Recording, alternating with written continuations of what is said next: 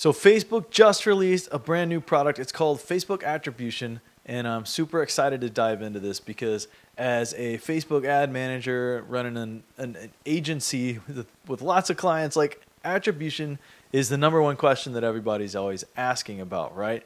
So up until now, the only way that we had to answer these questions was by just looking at the numbers inside Facebook. So what Facebook released today, though, is going to help us go a little bit deeper.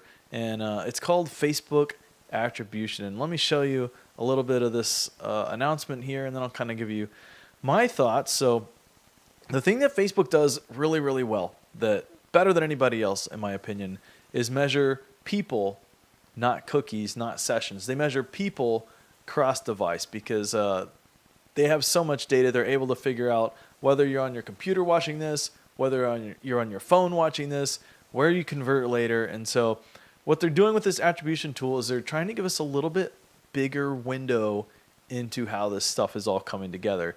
And if you run multiple channels, then you'll probably like this too. Because that's kind of one of the things that they're trying to get at here is from my experience just working directly with Facebook, they're very interested in the truth about where you should spend your next marketing dollar. They're not like you would kind of suspect, be like, oh, Facebook is the only marketing channel, you should spend all your money here. That's not them at all.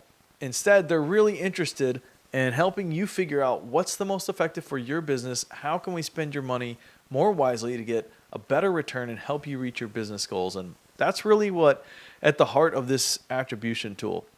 And so you can see here, this is going to help us pull together device measurement across devices and across multiple products: Facebook, Instagram, Audience Network, Messenger. It's calling these channels in here, so it's actually breaking down things so you can see like where people are coming in on these channels, but not just where they're coming in on the channels, where they're converting later.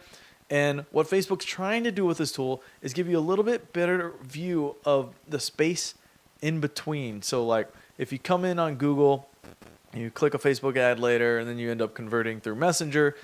That's one of the questions they're trying to help us expose is like, what's this customer journey look like? And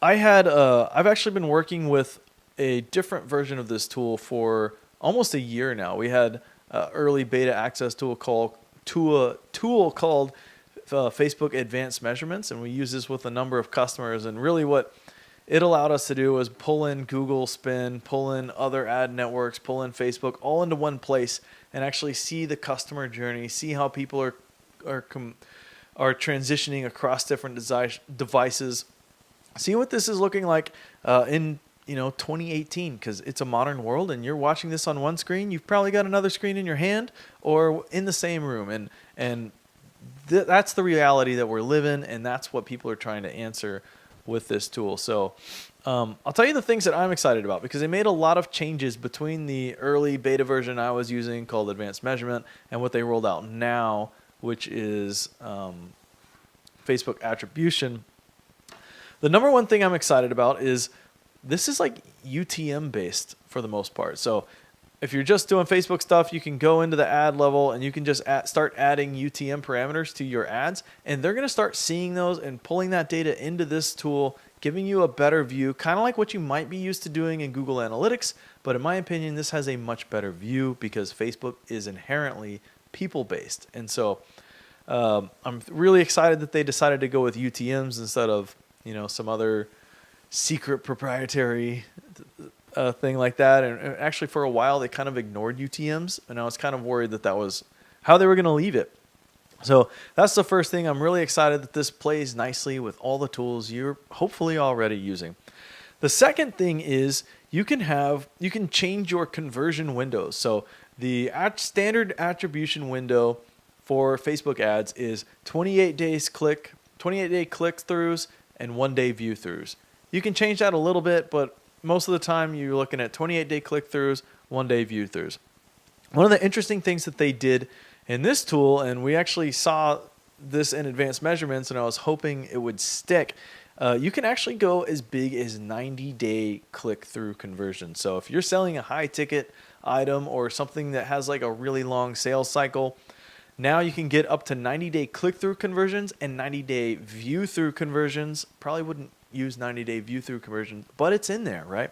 So that's on the big side of the window. On the small side of the window, you can go all the way down to 4-hour view-throughs, okay? So if you've ever had a customer or a boss or somebody saying that they just don't believe the view-through conversions, like, oh, they just saw an ad and they didn't convert. If you can get this down to 4-hour impression and then they converted, like, I think that's a pretty good indication. Now, I'm not suggesting that you use that as your standard of measurement, but it is really cool that it's there. And when we were using the advanced measurement tool, kind of the beta version of this, you could actually go all the way down to 1 hour, which was kind of crazy.